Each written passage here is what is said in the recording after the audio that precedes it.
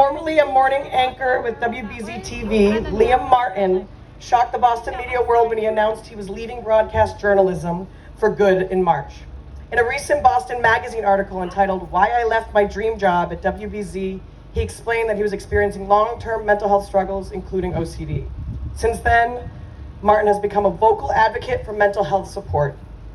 The International OCD Foundation is proud to have Liam as our 2024 Grand Marshal to highlight the importance of open conversation about mental health. Liam Martin.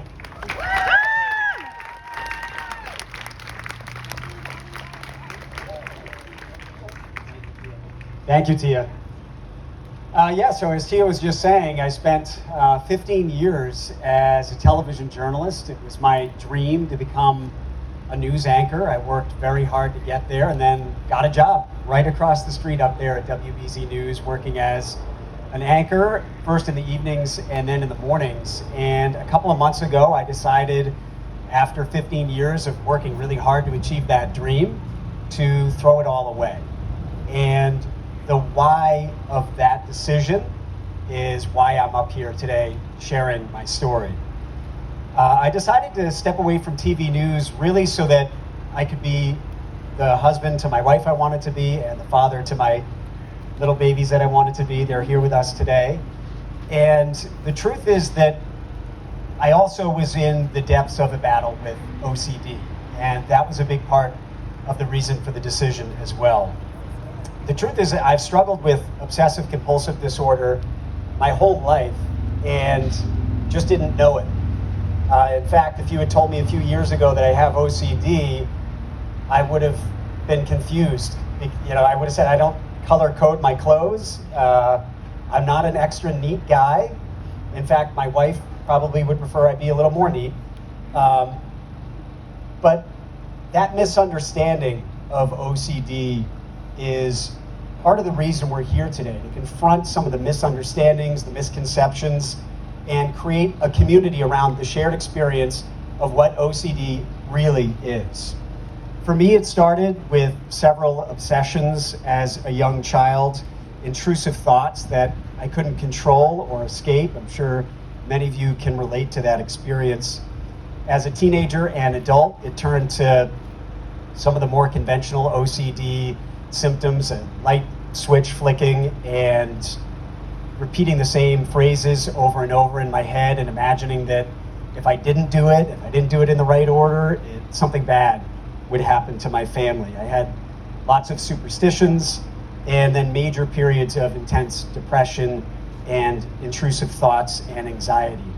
And really, the truth is this got a lot worse when I moved to the morning schedule and became the morning anchor at WBZ. There was a lot of pressure with the job, and I was up at 2 o'clock in the morning every day and trying to get to bed at 7:30 and still be a dad to my babies. And I found that all of those symptoms that maybe I was able to manage through most of my life became unmanageable and untenable.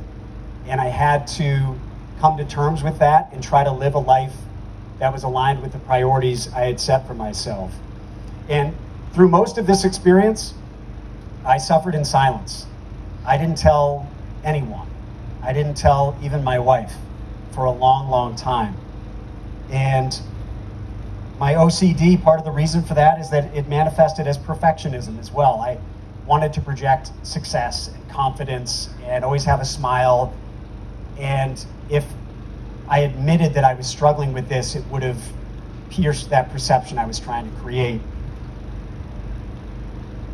And I wanted to be a perfect husband and dad and a perfect journalist up the street here, and I felt I couldn't be that if I was open about what I was really going through. But the crisis, in a way, luckily got bad enough that I finally had to confront it and finally let my wife in on it.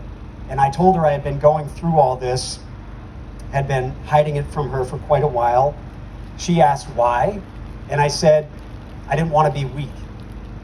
And she responded with something that changed my life, and she said, the strongest thing a person can do is to ask for help. And I didn't see the world that way.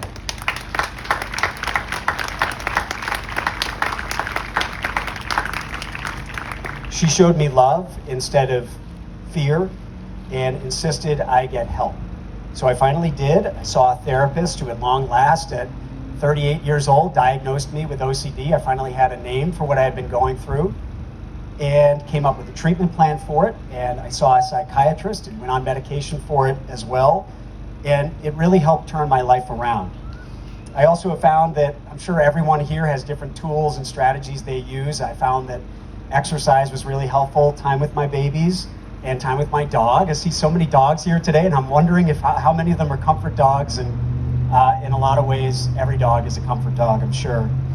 So when the International OCD Foundation asked me to do this, it was a no-brainer, because through all of the therapy and medications and exercise and time with dogs and kids and family, really the thing that helped the most was talking to other people who were going through something similar and finding out that I wasn't alone. I often felt like I would be a burden and that no one else could be going through this, and to find out that wasn't the case was super powerful. And that's why I was so excited when you asked me to come do this, because I felt like, let's all get together and share this experience, and that's exactly what the IOCDF is doing, and it's such a powerful movement to build this community together. So thank you for letting me take part in this and walk with you today, and for sharing your story with the world as well.